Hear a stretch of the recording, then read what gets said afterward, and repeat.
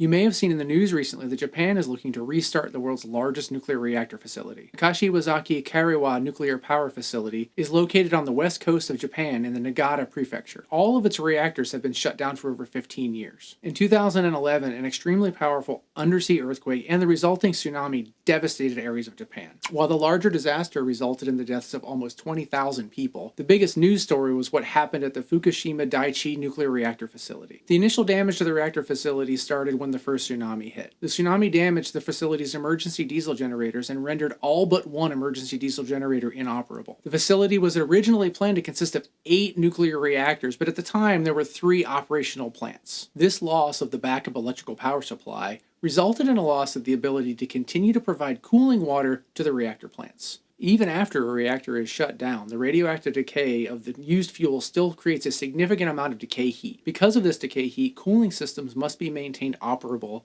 in order to keep plant temperatures within acceptable limits. And as the world watched over the next few days, the reactors melted down and hydrogen explosions were seen that resulted in damage to the facilities. This hydrogen was a result of a reaction that occurs with the zircaloy fuel cladding and steam whenever a reactor loses its coolant. This reaction causes the oxidation of zircaloy cladding and the release of hydrogen gas. This only happens when the reactor loses enough coolant such that the core becomes uncovered. The mantra of maintaining nuclear reactors safe is to keep it cool, keep it covered, and keep it contained. In this case, we weren't keeping it cool, we weren't keeping it covered, and as a result of the hydrogen explosion, we weren't keeping it as contained as we should have been. A similar hydrogen gas explosion occurred during the 1979 Three Mile Island accident. The key thing to understand here, though, is that this would most likely have been completely avoided had we maintained the ability to have the backup electrical power to maintain the cooling systems. And while the radiological impact of the public was relatively low, the psychological impact was very high, and the decision was ultimately made by the Japanese government to shut down all of the nuclear reactors in Japan.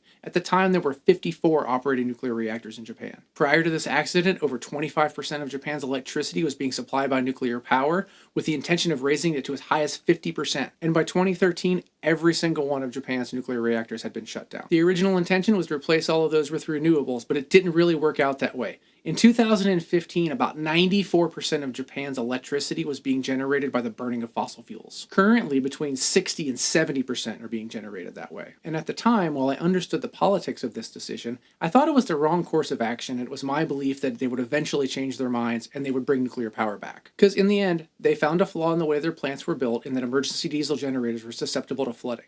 Okay, so you fix that flaw and you move forward with a safer power plant and some lessons learned. That's how you're supposed to improve things. If a plane crashes, we don't ground every plane and never fly again and go back to using ships. We learn, we get better, and we move forward. So, here we are 15 years later. Japan has restarted 14 reactors of the 33 that remain operable, and now they're paving the way to start another. So, is this a good idea? I'd say yes. They appear to have learned from what happened and are making improvements to prevent reoccurrence. They're using better seawalls, watertight doors. They're protecting the emergency diesel generators from flooding. They're adding more access to mobile diesel generators in the event that the backup diesel generators fail. In short, I think they've learned from the accident in 2011 and are moving forward in an even safer manner. Now, they do still have an uphill battle here. Much of the public lost its faith in their ability to safely operate nuclear reactors during the accident of 2011.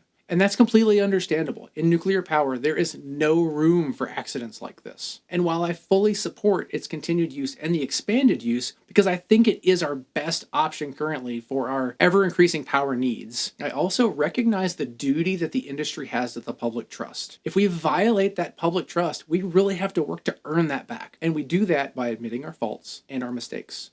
We have to be transparent in what we learned, what happened, explain what we've done to correct the problem, so that the public understands that we're actually finding ways to make it safer and move forward. No matter how safe you've been, it only takes one incident like this to put your entire safety culture in question. And in a healthy safety culture, you should welcome the opportunity to analyze your methods and assumptions and prove first to yourself that you are operating safely. Only after that should you even begin to try to prove it to the public. And this is especially true for this reactor. This is the first reactor that's been started up that's being run by the Tokyo Electrical Power Company, which is the company that was in charge of operations of the Fukushima Daiichi power plant. So I think that's why this one is big news. This is their first real chance to regain the trust of the people of Japan and their ability to operate a nuclear facility safely. And I'm sure they're skeptical, but if they're open and honest about what they've learned and what they've done to prevent a similar occurrence, I think they can at least start to regain that trust.